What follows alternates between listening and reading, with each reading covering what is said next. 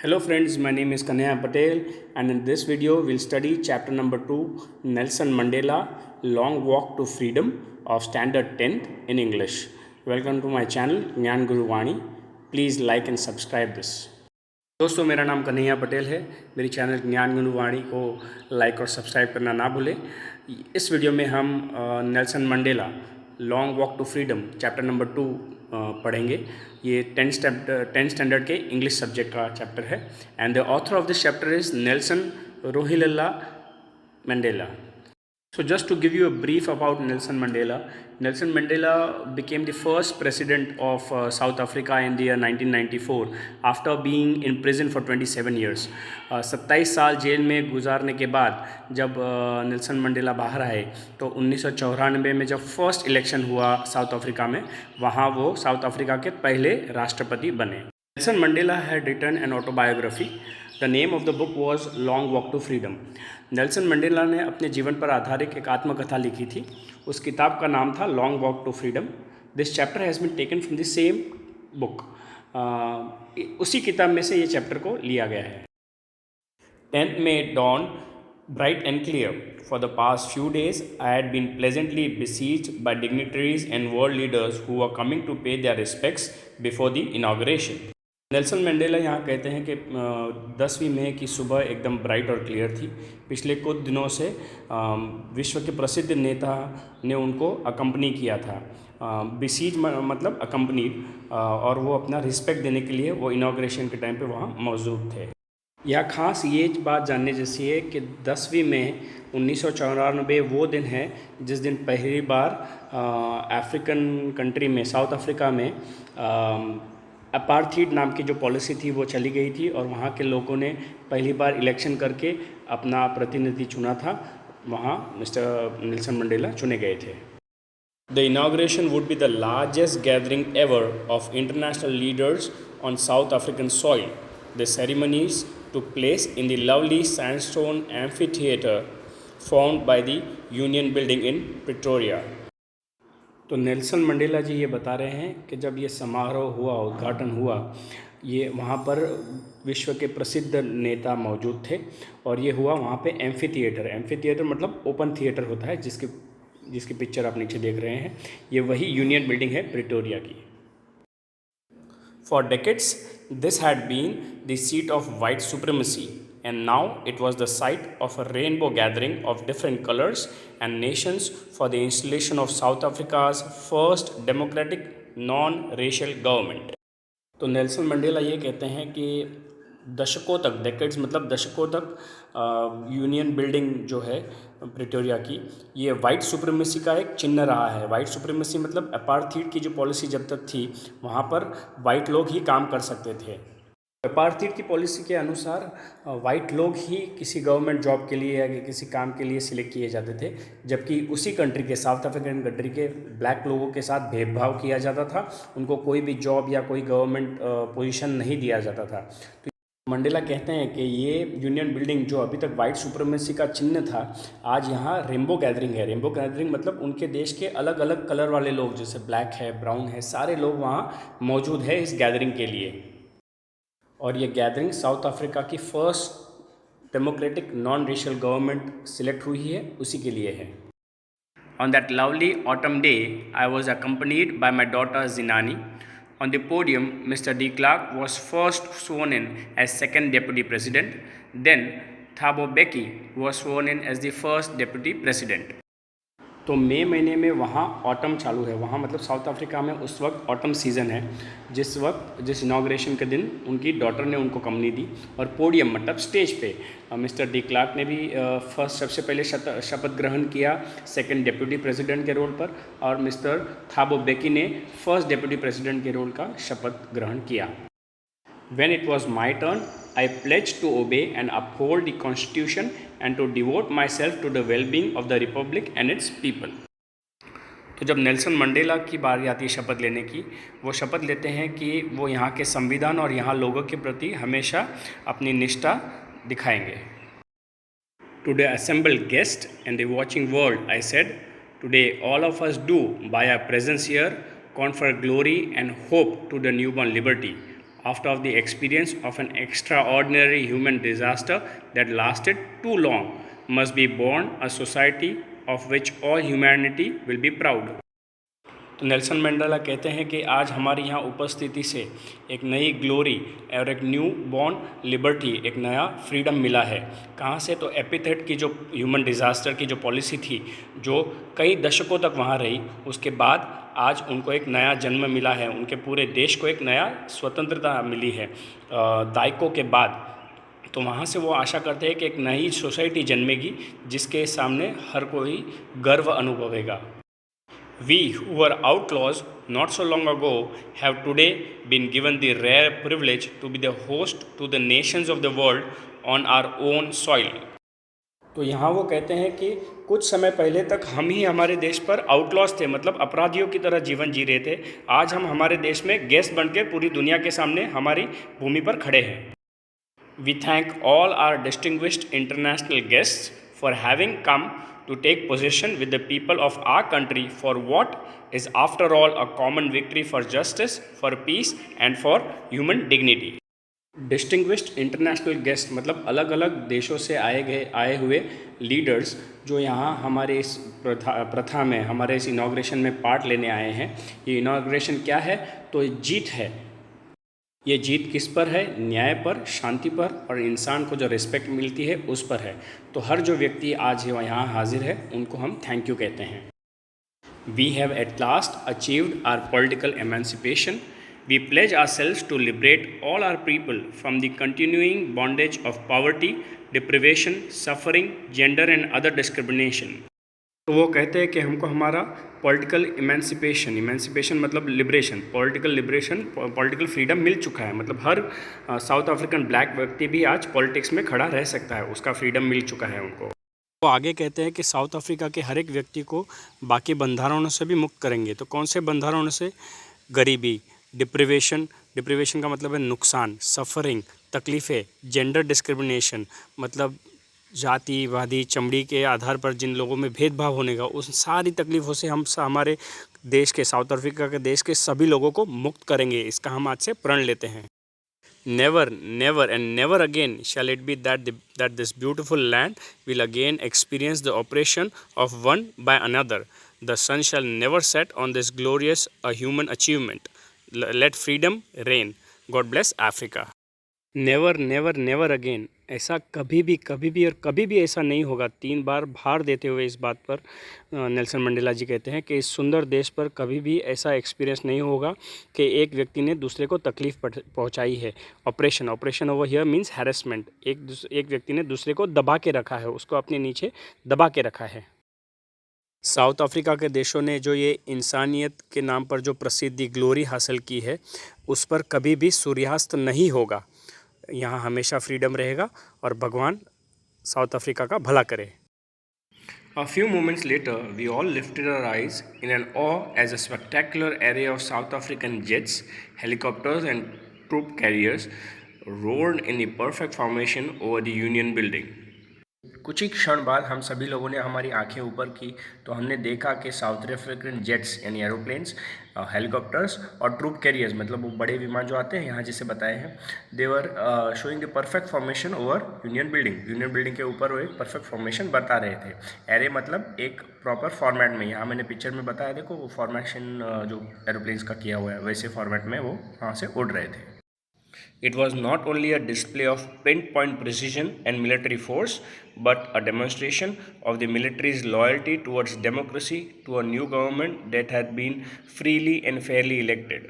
Mandela कहते हैं कि मिलिट्री का ये पिन पॉइंट प्रिसीजन, एकदम परफेक्ट प्रिसीजन मिलिट्री फोर्स का जो है, जो दर्शा रहा था, वो सिर्फ यही नहीं दर्शा रहा था कि मिलिट्री फोर्स हमारी देखो कितनी परफेक्ट है, लेकिन डेमोक्रेसी के साथ में जो नई गवर्नमेंट खड़ी हुई है, जो फेयरली और फ्रीली इलेक्ट हुई है, उसके प्रति अपनी वफादारी भी दर्शा रहा था। Only moments before, the highest generals of the South African Defence Force and the police, their chests bedecked with ribbons and medals from days gone by, saluted me and pledged their loyalty. तो कुछ ही क्षण पर पहले south African force के defence forces के tops और police के forces के टॉप्स जिनके चेस्ट पर वो मेडल्स बिडेक थे, बिडेक मतलब डेकोरेटेड थे, उन्होंने मुझे सैल्यूट किया और अपनी वफादारी के लिए प्रण भी लिया कि अब हम नए सरकार के प्रति भी हमारी वफादारी आपको दिखाई देगी। It was not unmindful of the fact that not so many years before they would have not saluted me but arrested me.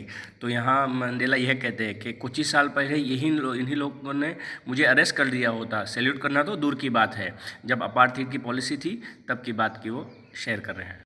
Finally, a chevron of Impala jets left a smoke trail of the black, red, green, blue and gold of the new South African flag. ना Impala jets का chevron मतलब ये formation जो है वैसा formation वहाँ से गुजरता है और वो गुजरते वक्त अपने पीछे से स्मोक भी छोड़ता है। तो कौन से कलर का? ब्लैक, रेड, ग्रीन कलर और ब्लू और गोल्ड कलर का, जिससे साउथ अफ्रीकन फ्लैग के कलर्स इंक्लूड है उसमें। The day was symbolized for me by the playing of two national anthems and the vision of the whites singing Kosi Sikli E Africa and the blacks singing Day Stem, the old anthem of the Republic. तो Mandela कहते हैं मेरे लिए यादगार क्षण और एक क्या था कि वाइट्स और ब्लैक्स दोनों मिलके दो नेशनल एंथम्स गा रहे थे। तो वाइट लोग कोसी सिकली ए अफ्रीका नाम का जो उनका नेशनल एंथम है, राष्ट्रगान है, वो गा रहे थे, और ब्लैक अफ्रीकन्स जो है वो लोग डाई स्टेम नाम का जो उनका रिपब्लिक का जो एंथम है वो गा रहे थे। Although that day neither group knew the lyrics of the anthem they once despised, they would soon know the words by heart. दोनों ग्रुप जो black and white south Africans वहाँ मौजूद है, दोनों को भी वो नेशनल एंथम्स आते नहीं थे क्योंकि वो लोग इसको नफ़रत करते थे, इसलिए वो वर्ड डिस्पाइस यूज़ किया है। डिस्पाइस का मतलब है नॉट लाइक, हेटेड, नफ़रत करते थे। अपार्थाइड की पॉलिसी की वजह से उन पर काफ़ी रिस्ट्रिक्शंस है, तो दे डिडंट लाइक दोज। तो वो कहते हैं कि बहुत जल्द ही उनको इनके लिरिक्स भी बाय हार्ट हो जाएंगे। आगे वो कहते हैं I was overwhelmed with the sense of history in the first decade of the 20th century, a few years after the bitter Anglo-Boer War and before my own birth. The white-skinned people of South Africa patched up their differences and erected a system of racial discrimination against the dark-skinned peoples of their own land. अब उनको यहाँ इतिहास याद आता है और कहते हैं कि 20th सेंचुरी के फर्स्ट डेकेड मतलब दायके में, 20th सेंचुरी मतलब 1900 से लेके 1910, सो पहले 10 साल का जो समय था उनके जन्म के पहले, उस टाइम पर एंग्लो बोर वॉर हुई थी ब्रिटिशर्स और अफ्रीकन्स के बीच में। तो इस वॉर में क्या हुआ था, तो उन दोनों ने मिलके एक पैचअप कर दिया था अपार्थाइड पॉलिसी इम्प्लीमेंट करने के लिए। कहते हैं कि उसी वॉर के बाद अपार्थाइड पॉलिसी अफ्रीका में लागू हो गई, तो अफ्रीका के जन्मे हुए वाइट स्किन पीपल ही अपने ही South African black skin people से नफरत करने लगे उस वॉर के बाद। So the structure they created form the basis of one of the harshest most inhuman societies the world had ever known. So उन्होंने जो स्ट्रक्चर खड़ा किया था अपार्थाइड पॉलिसी की वजह से, सबसे इनह्यूमन मतलब जिसमें इंसानियत ज़रा भी ना हो सोसाइटी में, वैसा एक स्ट्रक्चर खड़ा कर दिया था। Now, in the last decade of 20th century and my own 8th decade as a man, that system has been overturned forever and replaced by one that recognizes the rights and freedom of all people regardless of their color and skin. 20वीं सदी के last दायके में 1990 से लेके 2000 के साल के बीच में, and उनके खुद के 8वें डेकेड में, 8 डेकेड में मतलब 80 साल उनकी उम्र के हो गए हैं। अब यहाँ उन्होंने पुरानी पॉलिसी को ओवरटर्न कर दिया है, उसको गिरा दिया है हमेशा के लिए, एंड उसको रिप्लेस किया है किससे? एक ऐसी पॉलिसी जो हर किसी के राइट्स को, फ्रीडम को रिस्पेक्ट देती है regardless of the colour of their skin. उनके चमड़ी के कलर को ना देखते हुए उनमें पूरा रिस्पेक्ट मिलता है व्यक्ति को। That day had come about through the unimaginable sacrifices of thousands of my people whose sufferings and courage can never be counted or repaid. I felt that day, as I have on so many other days, that I was simply the sum of all those South Africans who had gone before me. कहते हैं कि वो दिन आ गया है जब उनके लोगों ने, हज़ारों लोगों ने अपनी जान गंवाई, अपना धैर्य, अपने करेज दिखाया था, साहस दिखाया था, सफ़रिंग को उन्होंने सहा था। उस सफ़रिंग को, उनके करेज को, उनके साहस को आप रीपे नहीं कर सकते हो, सिर्फ याद कर सकते हो। और वो मुझे बार बार, बहुत बार पहले भी याद आया है और आज भी याद आया है। तो वो अफ्रीकन पेट्रियट्स को वो भूल नहीं पाते हैं। कहते हैं कि I am simply the sum of all those African patriots. तो इन्हीं सब अफ्रीकन पेट्रियट्स के जो वफादारी है, उनके बलबूते की वजह से ही मैं आज जो बना हूँ, उन्हीं को ये श्रेय जाता है। Was pain that I was not able to thank them and they were not able to see what their sacrifices had wrought. तो वो कहते हैं कि मुझे दुख होता है कि मैं उनको आभार व्यक्त नहीं कर पाया, और वो खुद भी अपने जो उन्होंने सेक्रीफाइस किया, अपने जीवन का जो सेक्रीफाइस किया है, उसके सामने उनको आज क्या फल मिला है अफ्रीकन कंट्री को, वो खुद देख नहीं पा रहे हैं। सेक्रीफाइसेस हैड रॉट मतलब सेक्रीफाइसेस से उनको क्या फल प्राप्त हुआ है। The policy of apartheid created a deep and lasting wound in my country and my people. All of us will spend many years, if not generations, recovering from the profound hurt. तो यहाँ वो कहते हैं कि apartheid की policy की वजह से हमारे लोगों के जहन में, कंट्री में, लोगों के जहन में बहुत गहरा घाव लगा है, और उस घाव को ठीक होने के लिए कुछ साल लग जाएंगे। अगर जनरेशन्स नहीं, अगर कुछ पीढ़ियाँ नहीं बीतेंगी, लेकिन कुछ साल तो लग ही जाएंगे, क्योंकि ये घाव बहुत प्रोफाउंड था। प्रोफाउंड हर्ट मतलब बहुत ही गहरा घाव लगा है उनके मनों में। But the decades of oppression and brutality had another unintended effect, and that was that it produced the Oliver Thambos, the Walter Sissulis, the Chief Luthulis, Yusuf Dados, the Bram Fishers, Robert Subukis of our time, men of such extraordinary courage, wisdom, and generosity that their like may never be known again. तो कहते हैं कि दशकों तक जो brutality और operation मतलब दबा के रखना, ऑपरेशन और ब्रुटैलिटी चली आ रही थी, उससे एक फ़ायदा भी हुआ। क्या हुआ? तो ये जो लोग की पिक्चर्स आपको दिख रही है, ये कॉमरेड्स उनको मिले। वो कहते हैं ना, हीरे को तराशने के लिए उसको बहुत तपना पड़ता है, टाइप्स। ऐसे एक्स्ट्रा ऑर्डिनरी करेज वाले, असाधारण साहस वाले, विजडम वाले, ज्ञानी एंड जेनरोसिटी, दयालु लोग कभी नहीं मिलेंगे। Perhaps it requires such depths of operation to create such height of character. तो वो यहाँ कहते हैं कि ऐसे कैरेक्टर पैदा करने के लिए वो ऑपरेशन जो आप पे होता है, आप पे जो दबाव होता है, वो उससे जब आप संघर्ष होते हैं, तब संघर्ष करते हो, तभी ऐसे कैरेक्टर आप में डेवलप होती है। या शायद इन्हीं लोगों में वो कैरेक्टर तब पैदा हुआ, या तब उनमें वो निखर के बाहर आया जब उन्होंने वो ऑपरेशन सहा। Country is rich in minerals and gems that lie beneath its soil, but I have always known that its greatest wealth is its people, finer and truer than the purest diamond. तो यहाँ Nelson Mandela कहते हैं कि south African country James और minerals के लिए बहुत famous है, लेकिन बहुत प्रसिद्ध है, लेकिन उसके सही जेम्स और सही वेल्थ उसकी क्या है? उसके लोग हैं जो सच्चे हैं और खरे डायमंड की तरह प्योर है।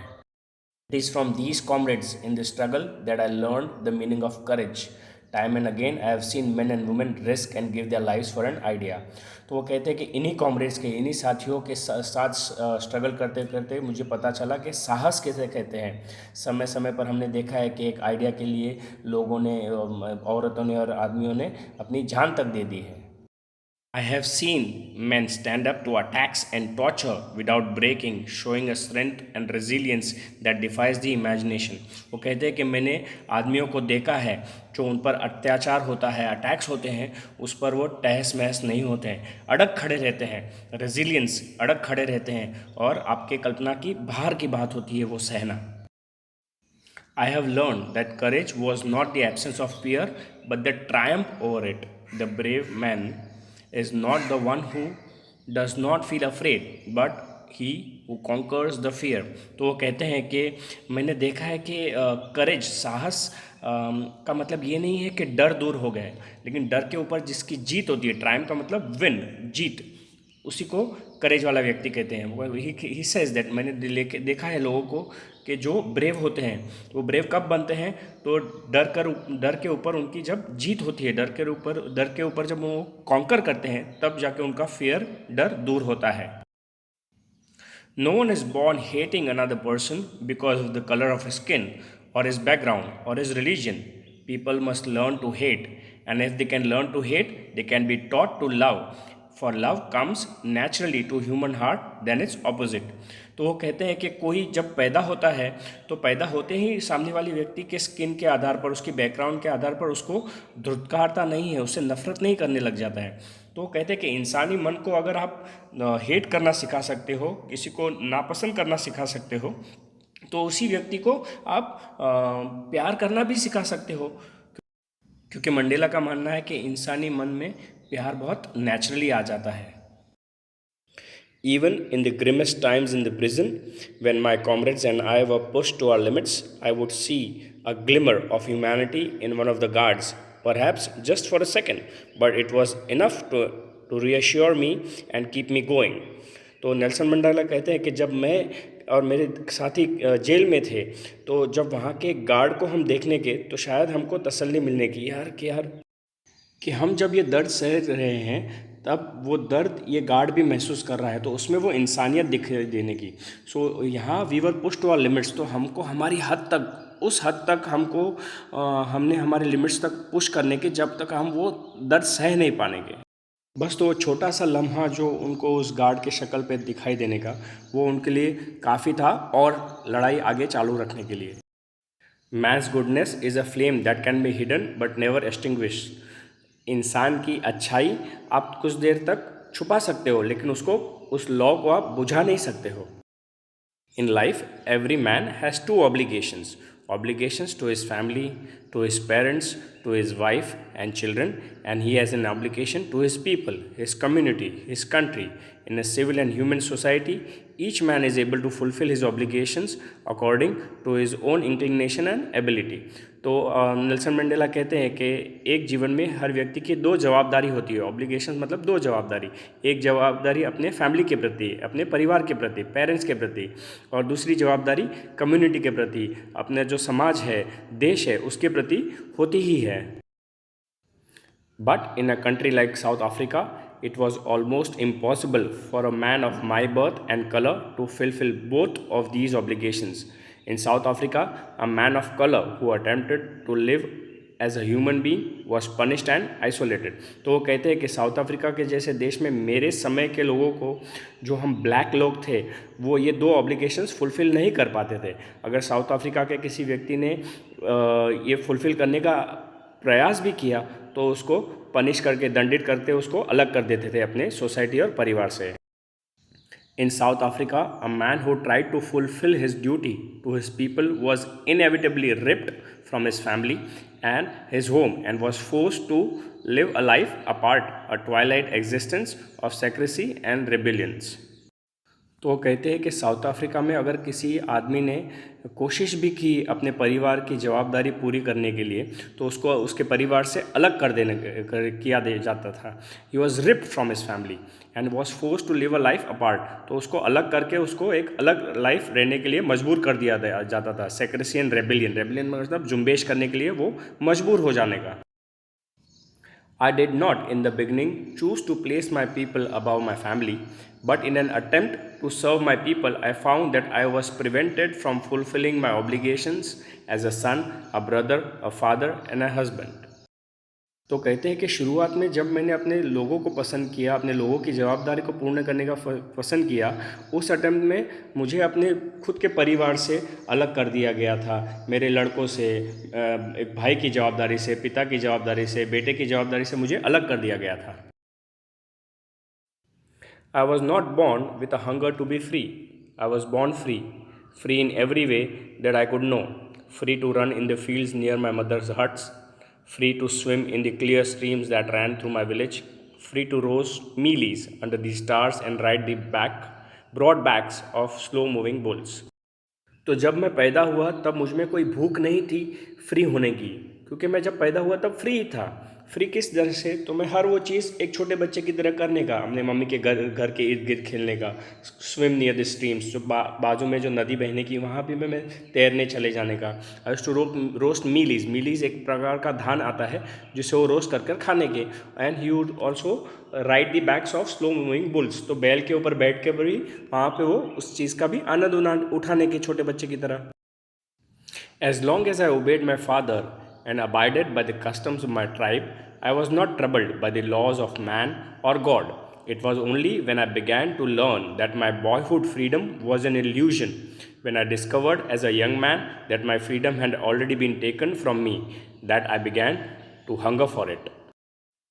तो जब तक मैं अपने पिताजी की कही हुई बातें और अपने कबीले के नीति नियम से रहता था, तब तक मुझे कोई तकलीफ़ नहीं थी। मुझे लगता था कि मेरी फ्रीडम है, लेकिन मुझे धीरे धीरे पता चला कि बचपन का जो फ्रीडम वो एक इल्यूजन है। इल्यूजन मतलब भ्रम है। तो जब मैं यंग बना तो मुझे पता चला कि मेरा फ्रीडम मुझसे ऑलरेडी छीना गया था। So it was taken away from me already.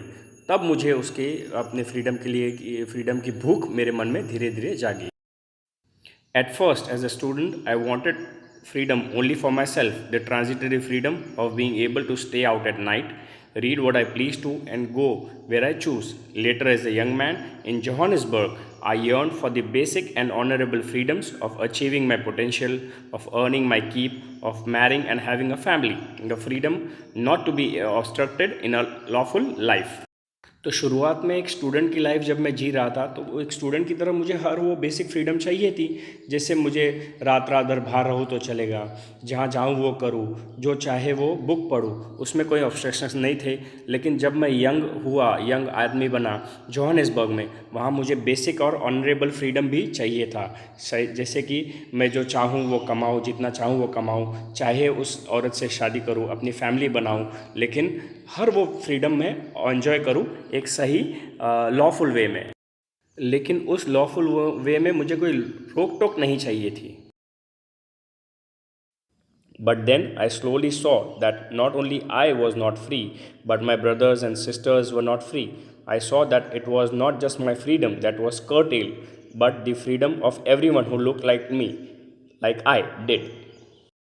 तो धीरे धीरे उनको पता चलता है कि सिर्फ मेरी ही आज़ादी छीनी नहीं गई है, मेरे भाइयों बहनों की सबकी आज़ादी छीनी गई है और हर एक की फ्रीडम को कर्टेल किया गया है, दबाया गया है।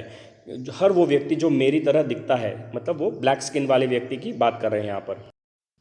And that is when I joined the African National Congress, and that is when the hunger for my own freedom became the greater hunger for the freedom of my people.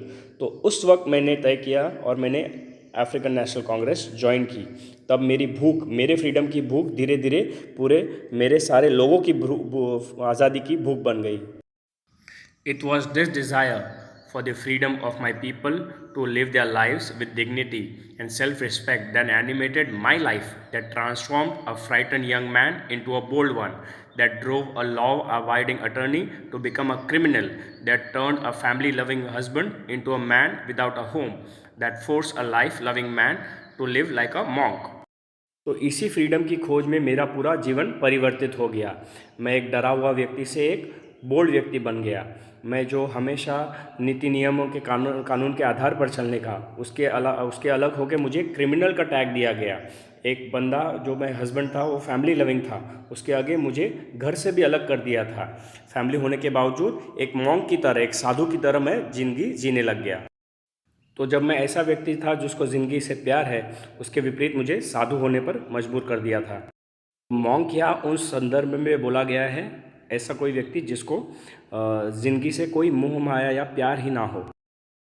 I am no more virtuous और self sacrificing than the next man, but I found that I was not even enjoying the poor and limited freedoms I was allowed when I knew my people were not free.